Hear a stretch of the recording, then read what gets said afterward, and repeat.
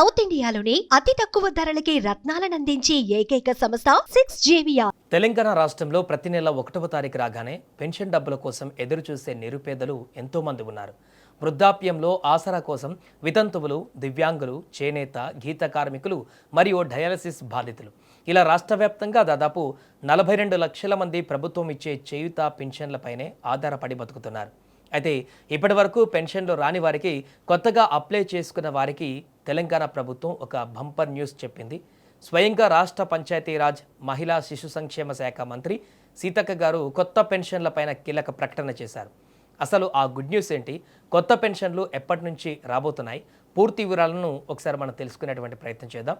రాష్ట్రంలో కాంగ్రెస్ ప్రభుత్వం అధికారంలోకి వచ్చిన తర్వాత ప్రజా సంక్షేమమే ధ్యేయంగా ముందుకు వెళుతుంది. ఇందులో భాగంగా అర్హులైన ప్రతి ఒక్కరికి పెన్షన్ అందించాలనే లక్ష్యంతో ప్రభుత్వం పనిచేస్తుంది. ఈ ఆర్థిక సంవత్సరంలో బడ్జెట్లో కూడా కొత్త పెన్షన్ల కోసం ప్రత్యేకంగా నిధులను కేటాయించారు. తాజాగా ములుగు జిల్లా పర్యటనలో పాల్గొన్న మంత్రి సీతక్క ఒక అదిరిపోయే శుభవార్త చెప్పారు. వచ్చే నెల అంటే ఆగస్టు 15వ తేదీ స్వాతంత్ర దినోత్సవం కానుకగా ఒంటరి మహిళలకు కొత్త పెన్షన్లు మంజూరు చేయనున్నట్లు అధికారికంగా ప్రకటించారు. ఇప్పటికే కాంగ్రెస్ ప్రభుత్వం వచ్చిన తర్వాత 1,00,000 కొత్త పెన్షన్లు మంజూరు చేశామని, ఈ ఆర్థిక సంవత్సరంలో మరో 2 లక్షల మందికి కొత్త పెన్షన్లు ఇవ్వబోతున్నామని మంత్రి స్పష్టం చేశారు. సో కొత్త పెన్షన్ల కోసం ఎదురు చూసే ఒంటరి మహిళలకు ఇది నిజంగా ఒక పండుగ లాంటి వార్తే. కొత్త పెన్షన్లు ఇవ్వడమే కాదు, పాత పెన్షన్ల విషయంలో కూడా ప్రభుత్వం చాలా కఠినంగా వ్యవహరిస్తుంది. గతంలో కొందరు అనర్హులు కూడా తప్పుడు ధృవీకరణ పత్రాలతో పెన్షన్లు తీసుకుంటున్నారనే ఆరోపణలు ఉన్నాయి.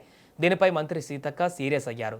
అనర్హులు పెన్షన్ తీసుకుంటే అది నిజమైన పేదవాడి కడుపు కొట్టడమే అవుతుందని ఆమె అన్నారు.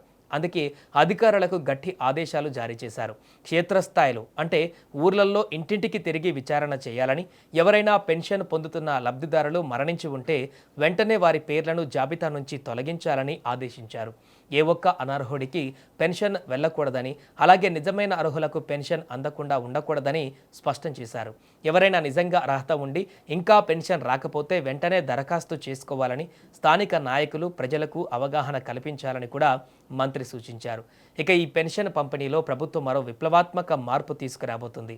లబ్ధిదారులకు ఎటువంటి ఇబ్బందులు కలగకుండా, దళారుల బెడద లేకుండా ఆధునిక సాంకేతికతను ఉపయోగించి లైవ్ అథెంటికేషన్ ప్రక్రియను ముమ్మరంగా నిర్వహిస్తోంది. అంటే పెన్షన్ తీసుకుంటున్న వ్యక్తి బతికే ఉన్నారా లేదా అనేది టెక్నాలజీ ద్వారా నిర్ధారిస్తున్నారు. ఇక ఈ నెలాఖరు కల్లా ఈ లైవ్ అథెంటికేషన్ ప్రక్రియ పూర్తి చేసి వచ్చే నెల నుంచి లబ్ధిదారుల బ్యాంకు ఖాతాలలోకి నేరుగా పెన్షన్ డబ్బులు జమ చేసే ఆలోచనలో ప్రభుత్వం ఉంది. దీనివల్ల డబ్బులు పక్కదారి పట్టవు, అక్రమాలకు చెక్ పెట్టినట్లు అవుతుంది, మరియు లబ్ధిదారుల సమయం కూడా ఆదా అవుతుంది. సో చూసారుగా, ఆగస్టు 15 నుంచి ఒంటరి మహిళలకు కొత్త పెన్షన్లు రాబోతున్నాయి. అలాగే త్వరలోనే మిగతా అర్హులకు కూడా ఈ 2 లక్షల పెన్షన్ల కోటాలో అవకాశం దక్కే ఛాన్స్ ఉంది. మీకు లేదా మీ చుట్టుపక్కల వారికి అర్హత ఉండి పెన్షన్ రాకపోతే వెంటనే మీ గ్రామ పంచాయతీలో లేదా మీ సేవా కేంద్రాలలో దరఖాస్తు చేసుకోండి.